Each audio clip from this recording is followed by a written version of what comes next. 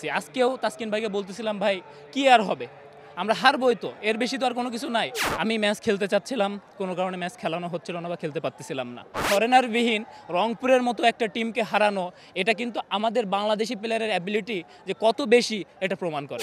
ম্যাচের আগে নানা রকম অনিশ্চয়তাকে পেছনে ফেলে দুর্বার রাজশাহী দুরন্ত এক জয় তুলে নিয়েছে। রংপুর রাইডার্সকে তারা পরপর 2 ম্যাচে হারিয়েছে। এইবারের ম্যাচে হারানোর নায়ক মৃত্যুঞ্জয়কে আমরা পেয়েছি। মৃত্যুঞ্জয়, আসলে রংপুর রাইডার্স যেই ধরনের ফর্মে ছিল, আপনাদের কাছে পরপর 2টা ম্যাচ তারা হারলো, আপনাদের প্ল্যানটা কি ছিল? এই দলটাকে হারানো আসলে কতটা ডিফিকাল্ট ছিল, সবকিছু যদি বল। দেখেন, আমরা কিন্তু লাস্ট ম্যাচও রংপুরকে হারিয়েছি। আমাদের জন্য সবথেকে যে প্লাস পয়েন্টটা ছিল, আমাদের হারানোর কিছু নাই।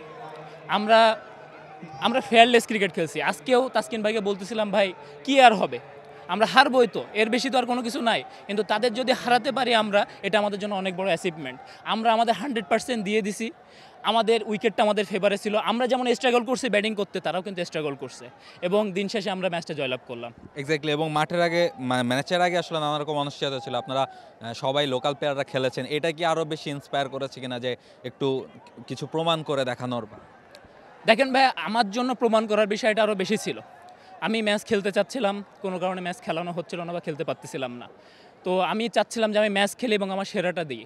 আমি যেহেতু ইনজুরির পরের থেকে অনেকদিন পরে আসলাম, আমার প্রুভ করার একটা বিষয় ছিল।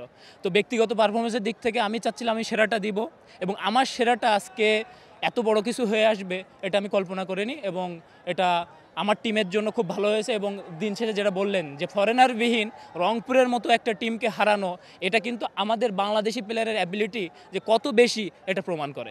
এক্স্যাক্টলি। এবং আপনি যেটা বলছিলেন যে ইনজুরি থেকে ফিরে আপনি আসলে একটা ম্যাচ খেলেছেন, ওই ম্যাচে 2টা উইকেটও পেলেন, এরপর আবার একটা ম্যাচে আপনি খেলেন নাই, আজকে আবার ফিরলেন, 4টা উইকেট পেলেন, নিজের বোলিংটা নিয়ে যদি। দেখেন, আজকে আমি যেটা বললাম যে আমি আমার সেরাটা দিছি, আমার যা ছিল আমি সর্বোচ্চটা দিয়ে চেষ্টা করছি। আমি বারবার বলতেছি আমার হারানোর কোনো কিছু নাই। আমি যদি আজকে মায়েরও খাই বা খারাপও খেলি, দিন শেষে কিন্তু আমার হারানোর কিছু নাই টুর্নামেন্ট প্রায় শেষের দিকে। তো আমার পাওয়ার অনেক কিছু ছিল, যেটার জন্য আমি সেরাটা দিছি এবং সেটার জন্য আজকে আমার এত ভালো একটা কিছু হয়ে আসছে। এই মাঝের সময়ের প্ল্যানটা নিয়ে যদি একটু বলেন, যে মাঝের সময়টা মাঠের বাইরে ছিলেন, আপনাকে নিয়ে অনেক এক্সপেকটেশন সবার মাঝেই, ব্যাটার হিসাবে আপনার কাছ থেকে অনেক বেশি এক্সপেকটেশন, বলের হাতে প্রমাণ করলেন, এই সময়টা আসলে কিভাবে পার করেছেন বা নিজের বোলিং নিয়ে আসলে কীরকম কাজ করেছেন বা প্ল্যানটা ওভারঅল কী ছিল টুর্নামেন্টের মধ্যে? এই যে মাঝেও আপনি একটা ম্যাচ খেলেন নাই বা এর আগে আপনি ইনজুরির জন্য লম্বা সময় আসলে মাঠের বাইরে ছিলেন, এটা তো আসলে খুব টাফ একজন পেসারের। অবশ্যই টাফ, ফিটনেস ধরে রাখা অবশ্যই টাফ। এতদিন বাইরে ছিলাম, ফিটনেস ভালোভাবে করতে পারিনি, আরও অনেক কিছু। এখানে এসে আমি চাচ্ছিলাম যে সব কয়টা ম্যাচ খেলি, সেটাও হয়নি। তো আমার জন্য টাফ ছিল, কিন্তু আমি আমার সেরাটা দিছি, আলহামদুলিল্লাহ ভালো কিছু হয়েছে। Thank you so much. Thank you Mrityunjay, best of luck. Thank you so much.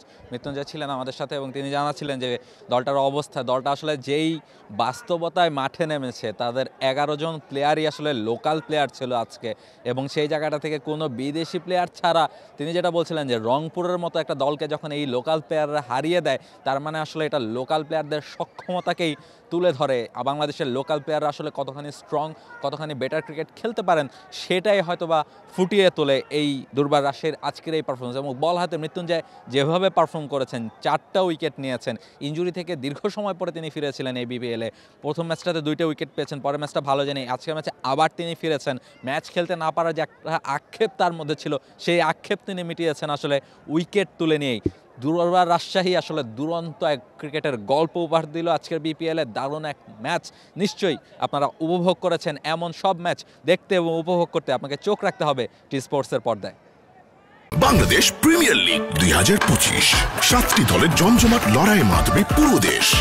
দেখতে চোখ রাখুন টি স্পোর্টস নেটওয়ার্কে।